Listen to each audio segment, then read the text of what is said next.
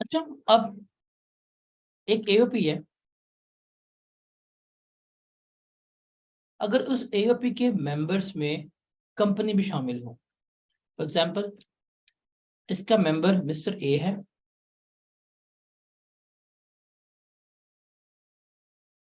इसका member mister B है, और कोई एक्स वाई जी कंपनी है, वो भी इसका मेंबर है। एक एओपी है, उसमें 3 पार्टनर्स हैं, एक 2 पर्सन है, एक कंपनी है। अगर कंपनी मेंबर हो एओपी का, तो रिमेंबर एओपी अपना सारा शेयर जो भी बनता है कंपनी का वो उसको दे देती है, और उस शेयर के ऊपर एओपी कभी भी टैक्स पे नहीं करती। कंपनी अपने शेयर के ऊपर खुद टैक्स पे करती है। कंपनी जो है वो अपने शेयर के ऊपर खुद ही क्या करती है, खुद ही टैक्स पे कर रही होती है। कंपनी कभी भी जो एओपी है वो कभी भी कंपनी के शेयर के ऊपर टैक्स जो है वो पे नहीं कर रही होती। एग्जाम्पल से समझाता हूँ आपको। एक एओपी है हमारे पास, उसका ग्रॉस रेवेन्यू है 25 मिलियन का, ये उसका रेवेन्यू है। उसके टैक्स एक्सपेंसेस जो हैं वो 11 मिलियन के हैं। उसने टैक्सेस जो पे किए हैं एट सोर्स वो कितने के हैं, 2 मिलियन के हैं, ये एओपी ने पे किए हैं।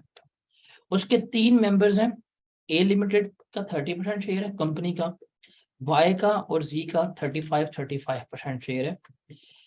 ए लिमिटेड की टैक्सेबल इनकम जो है वो 3 मिलियन है शेयर फ्रॉम एओपी के अलावा।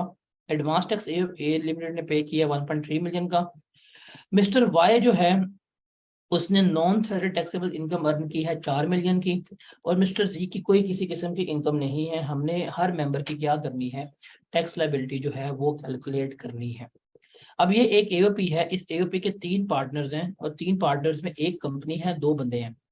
अब जब इसकी हम इनकम कैलकुलेट करेंगे तो किस तरह से करेंगे वो देखते हैं। हम सबसे पहले ले लेंगे एओपी। एओपी अपनी इनकम जब कैलकुलेट करेगी तो क्या होगा,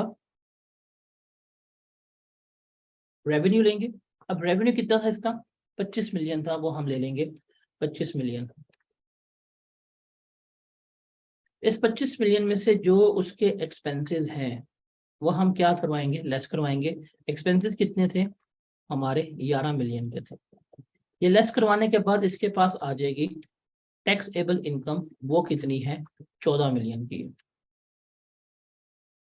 इस 14 मिलियन में से जो कंपनी का शेयर है वो क्या कर दिया जाएगा, वो फौरी तौर के ऊपर लेस करवा दिया जाएगा। कंपनी कितने की मालिक थी, 30% की मालिक थी, तो 14 मिलियन आएगा 1414, ठीक है। 4.2 मिलियन वो हम इसमें से क्या करवा देंगे, वो हम लेस करवा देंगे। रिमेनिंग कितना आ जाएगा, रिमेनिंग आ जाएगा 9.8 मिलियन।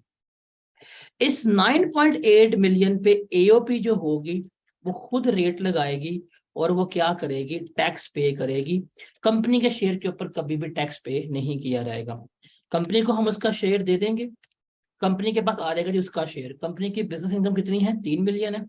कंपनी की 3 मिलियन मेरे पास ये है, 4.2 मुझे ये मिला। इसको जमा करेगी, कंपनी के पास आ जाएगा 7.2 मिलियन।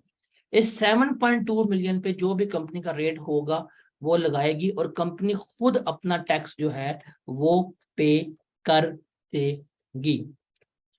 और जब मेंबर्स को दिया जाएगा, जो रिमेनिंग मेंबर्स थे कौन कौन था, मिस्टर वाई और मिस्टर जी, मिस्टर वाई और मिस्टर जी को शेयर दिया जाएगा। अब जो टोटल इनकम थी, टोटल इनकम में से 30% की कंपनी मालिक थी, 35 का मिस्टर वाई था, 35 का मिस्टर जेड था। अब कंपनी का शेयर निकल गया, रिमेनिंग शेयर बचा। रिमेनिंग शेयर में हाफ शेयर इसका है और हाफ शेयर किसका है, इसका बन रहा होगा।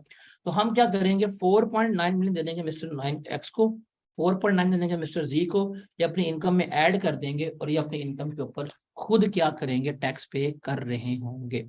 जिस तरह भी हमने यहाँ पे देखा, जिस तरह यहाँ पे टैक्स पे कर रहे हैं उसी तरह ये क्या कर रहे होंगे, अपनी इनकम के ऊपर टैक्स खुद ही पे करेंगे। लेकिन कंपनी के लिए सिर्फ क्या होगा कि कंपनी का हम शेयर जो है वो सेपरेट कर देंगे। कंपनी का शेयर सेपरेट करने के बाद कंपनी अपने शेयर पे खुद टैक्स पे करेगी, और जो रिमेनिंग शेयर होगा वो हम पार्टनर्स को दे देंगे। पार्टनर्स की इनकम में ऐड हो जाएगा, और वो अपनी इनकम के ऊपर खुद सारे का सारा टैक्स पे कर देंगे। यहाँ पे एओपी की जितनी भी न्यूमेरिकल डिस्कशंस हैं वो हमारी यहाँ पे खत्म होती है। एओपी हमारा खत्म हो गया। इससे ज़्यादा एओपी नहीं है। ठीक है।